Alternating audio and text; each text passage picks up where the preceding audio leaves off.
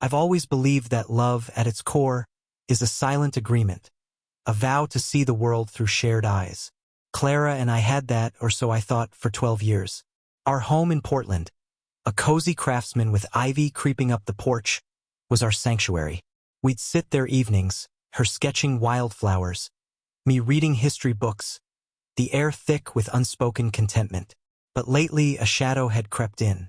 Clara's laughter, once a melody that filled every corner, had grown sparse. She'd linger over her phone, her fingers dancing across the screen with a secrecy that gnawed at me. I'd ask, "Everything okay, love?" And she'd nod, her hazel eyes darting away. I chalked it up to her new job at the art gallery downtown. Long hours, new faces. Still, the air felt heavier each night. I'm not a suspicious man by nature. I'm a high school history teacher, grounded in facts, not paranoia. But one evening, as I graded papers, I noticed Clara's laptop open on the counter. She'd left for a gallery event, her perfume still lingering. Curiosity tugged at me, not jealousy, not yet. I clicked through her emails, expecting nothing but work. Then I saw it. A thread with someone named Elliot. No last name, just a string of messages that started innocently. Talk of art exhibitions but grew warmer, more intimate. "Meet me at the pier tomorrow," one read. My stomach twisted. I closed the laptop, my hands shaking. Clara wouldn't. She couldn't. I poured a whiskey, staring at the ivy through the window, trying to silence the doubt blooming in my chest. The next day, I didn't confront her. I watched instead. Clara left for work, her smile tight, her bag slung over her shoulder. I called in sick, something I never do, and drove to the pier. It was a gray morning, the kind where the ocean blends into the sky. I parked far off, my baseball cap low, feeling like a stranger in my own life. There she was, near the boardwalk, her auburn hair catching the wind. A man approached, tall, angular, with a leather jacket that screamed pretension. They didn't touch, not at first, but their closeness spoke volumes. They walked, heads bent together, laughing in a way that cut deeper than any blade. I gripped the steering wheel, my knuckles white, telling myself it was nothing, just a friend. But friends don't stand that close, don't let their hands brush with such deliberate carelessness. When Clara came home that night, I played my part. I cooked dinner, her favorite lemon risotto, and asked about her day. She talked about the gallery, her words rehearsed, her eyes avoiding mine. I nodded, smiling, while inside, something hardened. I wasn't ready to accuse her, not without proof. But I couldn't unsee the pier, the way she'd leaned toward him. After she went to bed, I sat in the dark, replaying every moment of our marriage. Had I missed something? Was I too steady, too predictable? The questions churned, but one thing was clear. I needed to know how far this went.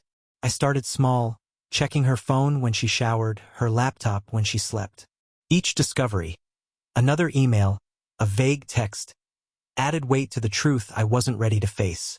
Clara, my Clara, was slipping away, and I was left grasping at shadows, wondering how love could feel so much like betrayal. Days turned into weeks, and I became a man I didn't recognize.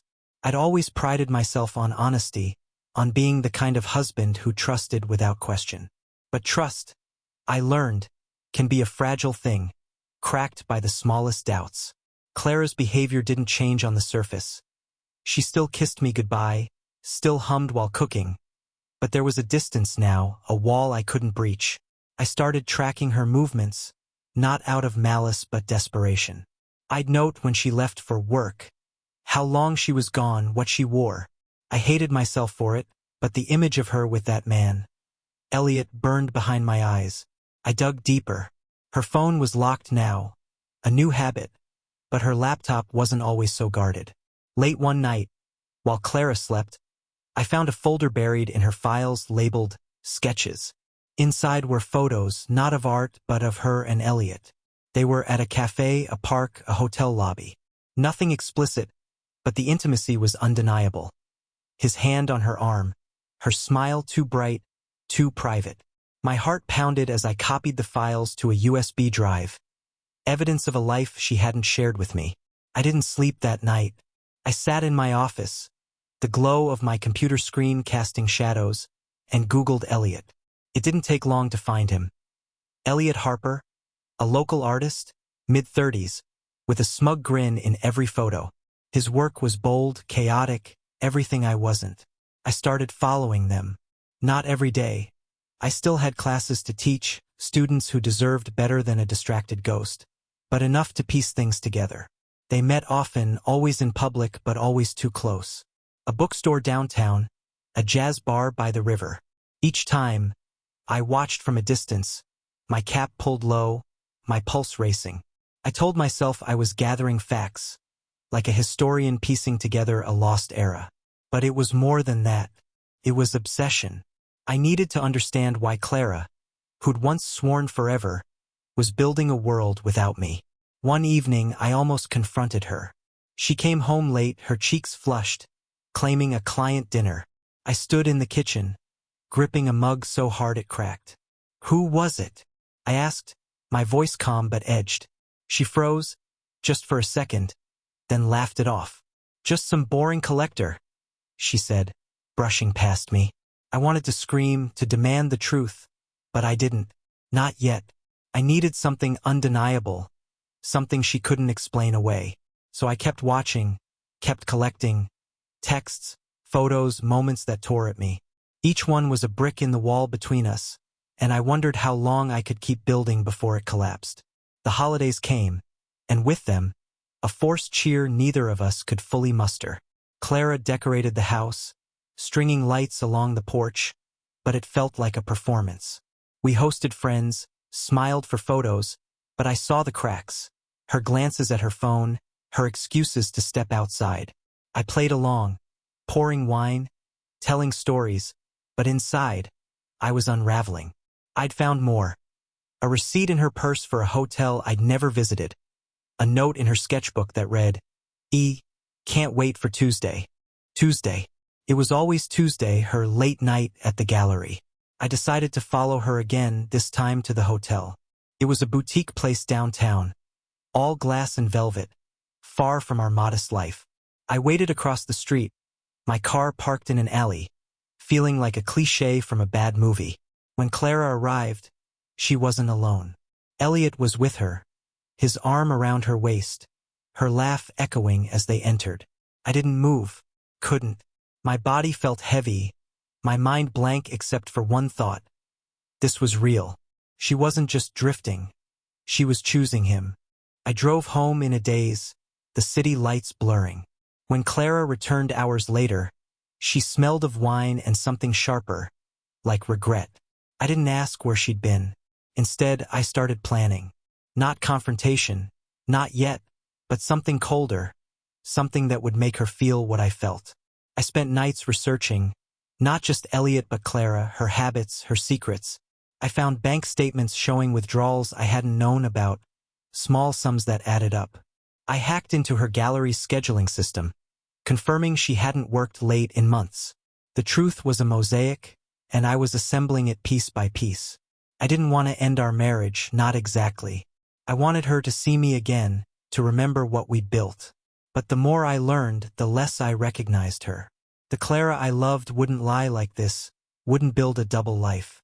I started imagining revenge. Not violence, but exposure, a way to strip away her illusions.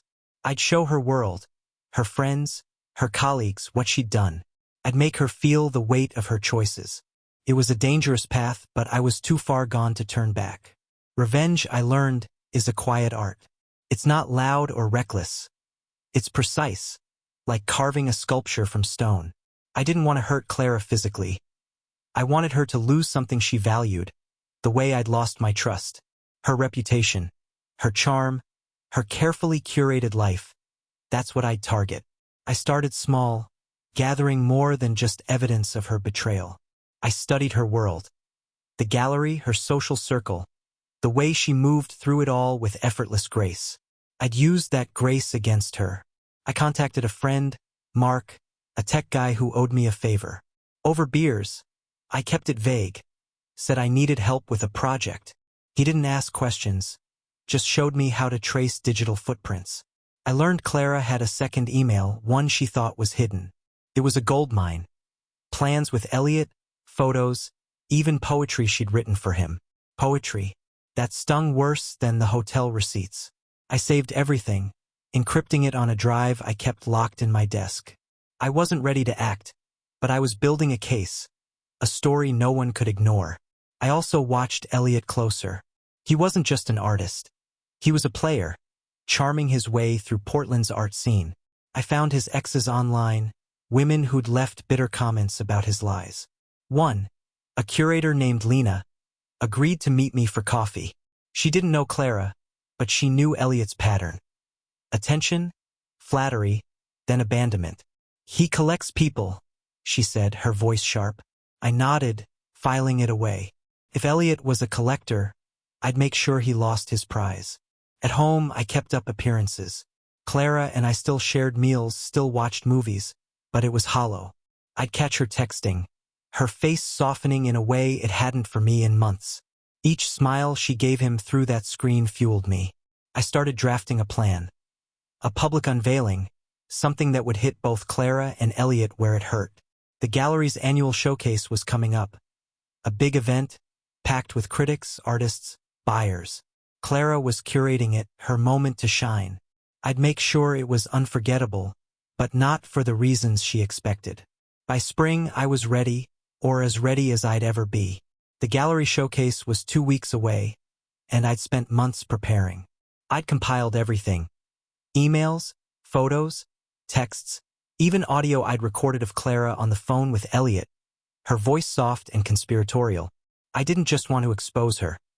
I wanted it to be undeniable, a spectacle that would leave her nowhere to hide. I hired a freelancer online, someone discreet, to help me project the evidence onto the gallery walls during the event. It was costly, but I didn't care. This wasn't about money, it was about truth. I also targeted Elliot.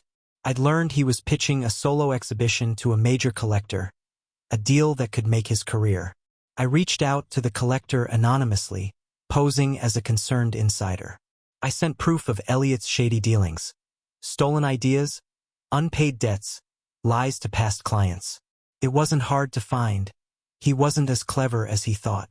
I didn't need him ruined, just distracted, his ego bruised enough to make him sloppy. At home, Clara was oblivious, caught up in her double life. She'd started mentioning Elliot casually, like he was just a colleague, testing me.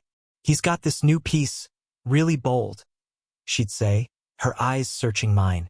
I'd nod, my jaw tight, wondering how she could sit across from me and lie so easily. I didn't tip my hand. I helped her plan the showcase, offered to proofread her speech.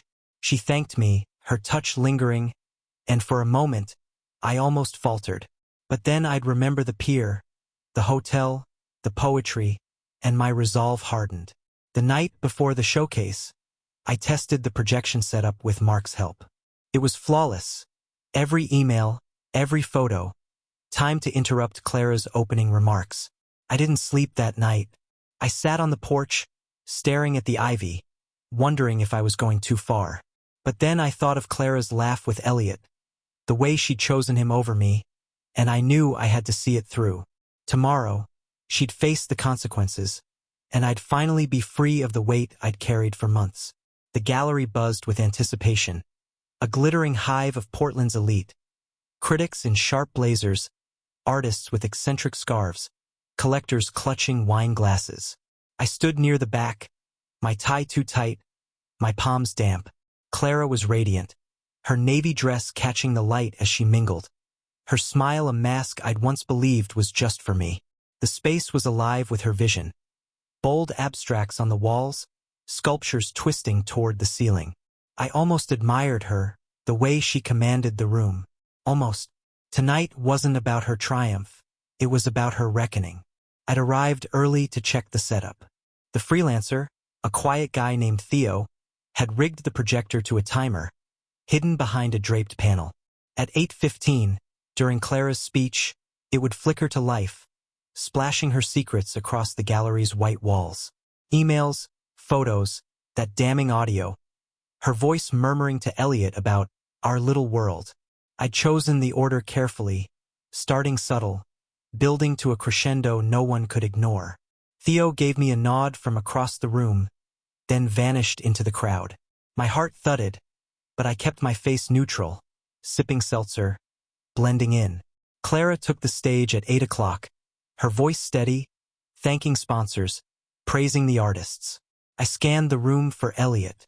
He was there, near the front, his leather jacket swapped for a tailored suit, his grin smug. I wondered if he sensed the trap closing. Probably not.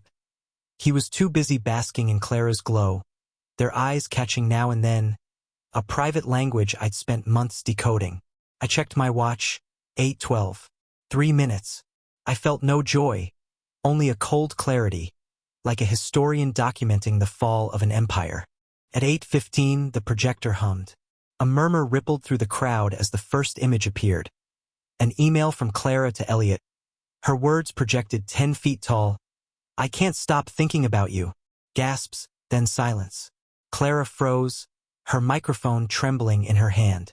Another slide. A photo of them at the pier, her hand on his chest.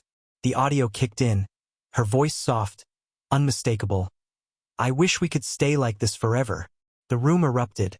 Whispers, shocked laughter, phones snapping pictures. Clara's face drained of color, her eyes darting to Elliot, then to me. I met her gaze unflinching as the final slide hit. Her poetry, lines about his fire and our escape, glowing like a confession. She dropped the microphone. It screeched, amplifying the chaos. Elliot pushed through the crowd, his charm crumbling, but there was nowhere to go. Guests stared, some horrified, others gleeful. As Clara stumbled off the stage, her heels clicking into the stunned silence. I didn't move. I didn't need to. The truth was out, raw and undeniable, and I'd made sure it cut deeper than any argument could. As she disappeared into the back office, I exhaled, feeling lighter but not free. This wasn't the end, not yet. The gallery cleared out fast, like a theater after a bad play. Guests whispered, their eyes darting toward me. But I stayed rooted, a statue in the chaos. Theo slipped me a USB drive, the backup of everything projected, and left without a word. I pocketed it, my insurance policy. Outside, rain streaked the windows, blurring the city lights. I waited, knowing Clara would have to face me eventually. She emerged from the office an hour later, her mascara smudged, her dress wrinkled. "Why?" she whispered, her voice raw. I didn't answer, not because I couldn't, but because she didn't deserve it yet. I drove home alone. Clara didn't follow. She'd mumbled something about staying with a friend. Our house felt hollow, the ivy on the porch drooping under the rain. I sat in my office, replaying the night. The projection had worked perfectly, but the victory was bitter. I'd wanted her to feel my pain, and she had. Her face on that stage was proof, but it didn't fill the hole she'd left. I poured a whiskey, then another, and opened my laptop. Social media was already ablaze. Blurry photos of the slides, hashtags like #gallery_scandal, comments tearing into Clara and Elliot. I didn't read them all. I didn't need to. By morning, the story had spread. Local blogs picked it up, calling it Portland's art world implosion. Clara's gallery issued a statement, distancing itself, hinting she might be on leave. I knew what that meant. Her career, her pride was teetering. Elliot wasn't unscathed either. My anonymous tip to his collector had worked. A post on X confirmed the deal was off, his reputation bruised. I leaned back, staring at the ceiling. This was what I'd planned, wasn't it? So why did I feel like I'd lost something too? Clara called at noon. I let it go to voicemail. "We need to talk," she said, her voice small. "Please." I didn't call back. Instead, I packed a bag, not to leave but to be ready. I wasn't sure for what. I drove to the pier, the place where it all started, and stood where they'd stood. The wind was sharp, the waves gray. I tried to imagine Clara here, laughing with him, but all I saw was her face tonight, crumbling under the weight of her own choices. I wasn't done with her, not yet. Revenge, I realized, wasn't a single act. It was a process, and I was still shaping it.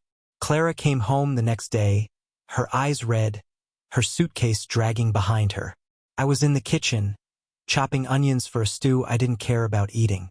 She stood in the doorway, silent, like a guest in her own life. "Can we talk?"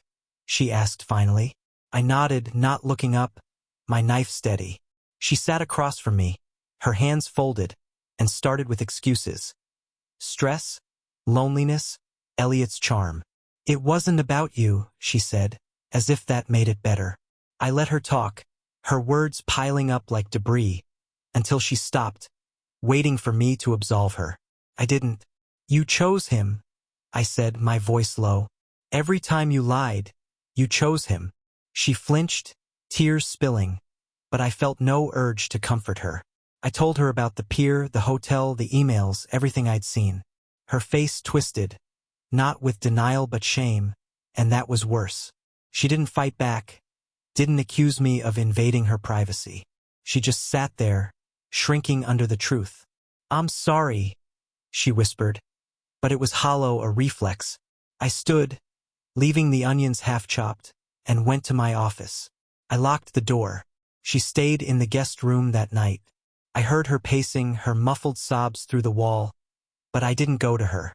Couldn't. Instead, I worked on the next phase. The gallery was only the beginning. I wanted her to lose more, not just her job but her place in the world she'd built around Elliot. I drafted an email, anonymous, to her closest friends, attaching a single photo, her and Elliot at the hotel lobby, time-stamped. I didn't send it, not yet. I wanted her to feel the ground shifting first, to wonder how much worse it could get. Days passed in silence. Clara tried to act normal, making coffee, folding laundry, but it was forced, her eyes always searching mine for a sign I'd softened. I hadn't. At night, I'd sit on the porch, the ivy my only company, and think about the man I was becoming. I didn't like him, this cold planner of ruin, but I couldn't stop. Clara had betrayed me, and I needed her to understand the cost, not just for her but for us. The email to her friends was still in my drafts, a blade I hadn't swung, but I knew I would soon. Clara's world started to unravel faster than I'd expected. The gallery leave became permanent. She got the call a week after the showcase. Her boss's voice curt through the speakerphone. I was in the next room, grading papers, listening as she stammered apologies that went nowhere. When she hung up, she didn't cry. She just sat at the table, staring at her hands, like they belonged to someone else. I felt a pang, not pity but something close, and pushed it down. This was what I'd wanted, her stripped of the life she'd used to hide her lies. I sent the email to her friends that night. I used a burner account, untraceable, and kept it simple. The photo, a brief note saying, "She's not who you think." By morning, her phone was buzzing. Texts, voicemails, questions she couldn't answer. I watched from the sidelines as her social circle frayed. 2 friends stopped by, their voices sharp through the door, asking for explanations she couldn't give. Others ghosted her entirely.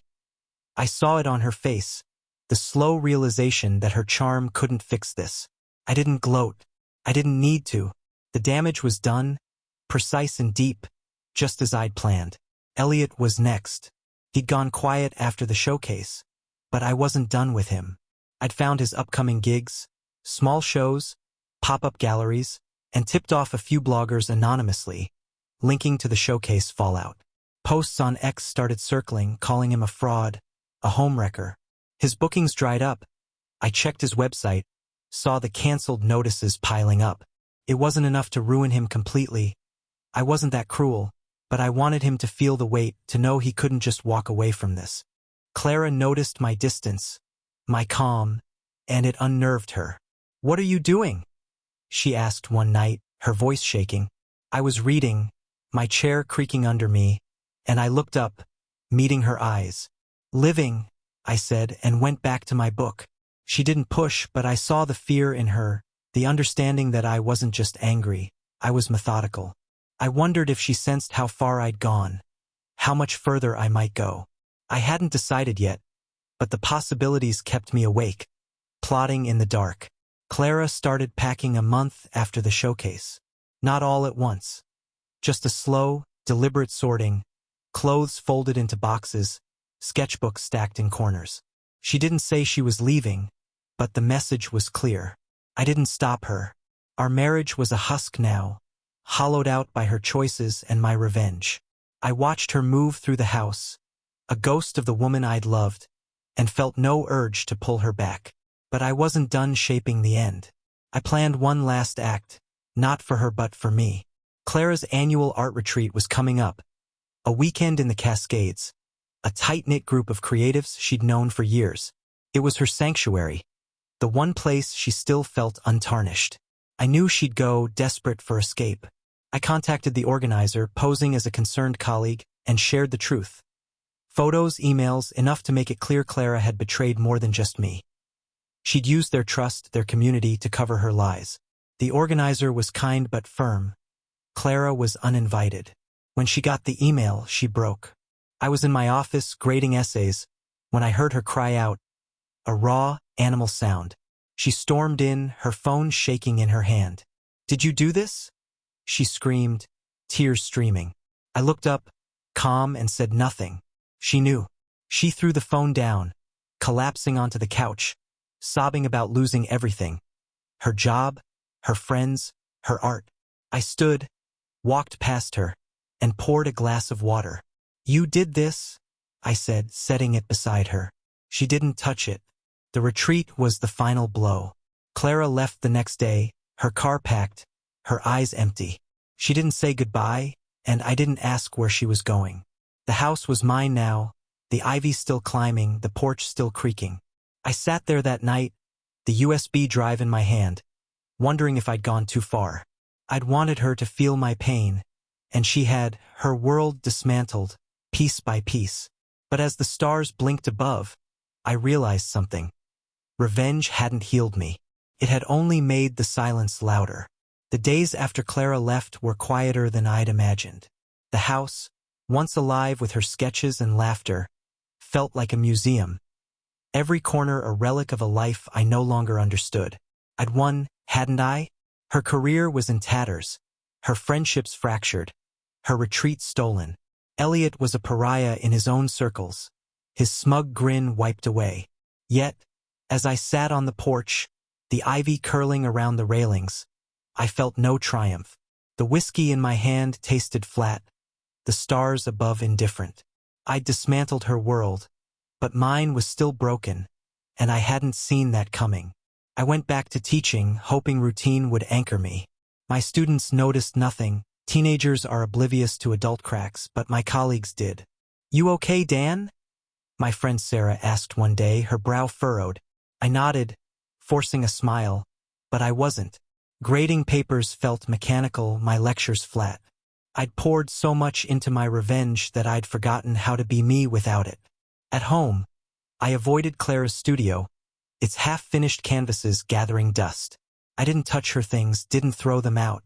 They were evidence, not of her betrayal now, but of my own transformation into someone cold, calculating, unrecognizable. I started hearing whispers about Clara. A colleague mentioned seeing her at a cafe downtown, alone, her sketchbook untouched. Another said she'd applied for a teaching job, something entry-level, far from the art world's spotlight. Each rumor stung, not with pity but with a strange guilt. Had I gone too far? I'd wanted her to feel my pain, not to lose herself entirely. Late at night, I'd pull out the USB drive, scrolling through the files I'd used against her, emails, photos, that audio. I didn't need them anymore, but deleting them felt like erasing proof of my own survival. Instead, I locked them away, a time capsule of my rage. I tried to move forward. I joined a hiking group, forced myself to laugh at dinners with friends. But Clara lingered, not as a ghost but as a question. What had I gained? My revenge had been precise, a masterpiece of ruin, but it hadn't rebuilt me. I started journaling, something I'd never done, pouring out the mess of my thoughts. One night I wrote, "I thought her pain would fix mine. Didn't. It just made the world smaller." I stared at the words, realizing I needed something new, not vengeance, but purpose. The problem was, I didn't know where to start. 3 months after Clara left, I got an email. It was from her, sent from a new address, the subject line blank.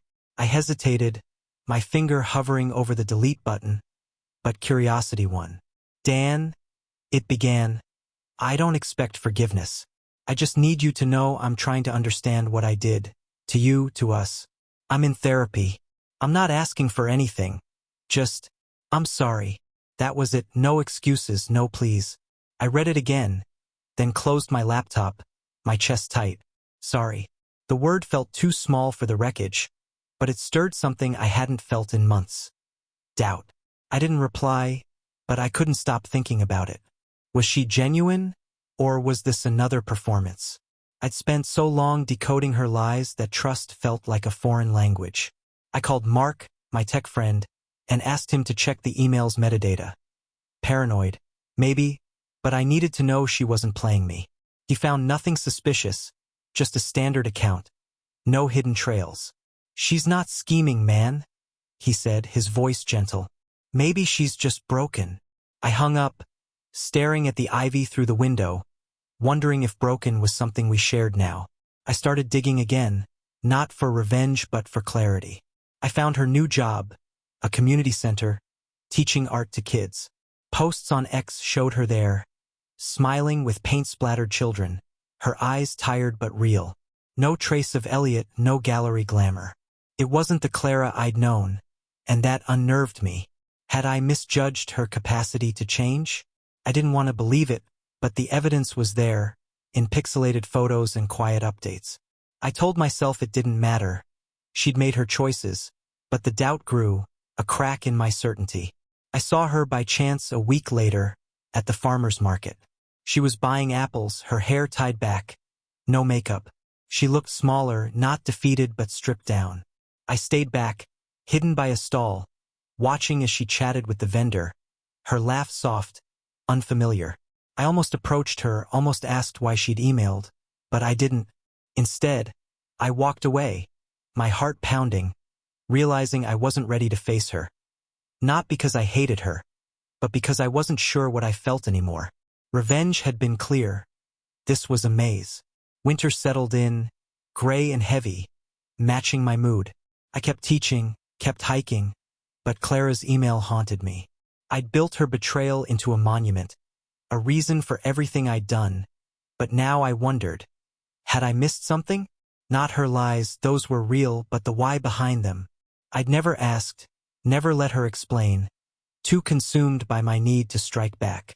Now, with her gone, I started looking inward, and I didn't like what I saw. I met Lena, Elliot's ex, again, not for dirt but for perspective. Over coffee, I told her everything. Not just Clara's affair but my revenge, the showcase, the emails, the retreat. She listened, her face unreadable, then said, "You didn't just punish her. You erased her." Her words hit hard, not because they were cruel but because they were true. I'd wanted Clara to hurt, but I'd gone further, dismantling her identity. Lena leaned forward, her voice soft. "What did it cost you, Dan?" I couldn't answer. I left the cafe, the rain cold on my face, her question echoing. I started therapy, something I'd never considered. My therapist, a quiet woman named Dr. Rao, didn't judge. She asked about my marriage, my choices, my anger. "Revenge is a mirror," she said one session. "It shows you who you are, not who they are." I hated that, but I kept going, unpacking the man I'd become. I talked about Clara, not as a villain but as a person, flawed, human, someone I'd loved. I realized I'd stopped seeing her that way long before the showcase, maybe even before Elliot. That hurt more than her betrayal. I found an old photo one night, tucked in a book. Me and Clara on our honeymoon, laughing in a canoe, water sparkling around us. I didn't cry, but I sat with it, remembering the man who'd taken that photo, the one who believed in forever. I wasn't him anymore, but I wasn't the Avenger either. I was something in between, and I needed to figure out what. I wrote Clara a letter, not to send but to understand. "I hurt you because you hurt me," I wrote. But I lost myself too. I burned it in the backyard, the ashes scattering, feeling lighter but still lost. By spring, I was changing slowly. Therapy helped, but so did time. I started painting, not well, just colors on canvas, a way to feel without planning. The house felt less like a tomb, the ivy greener, the porch a place to think, not brood.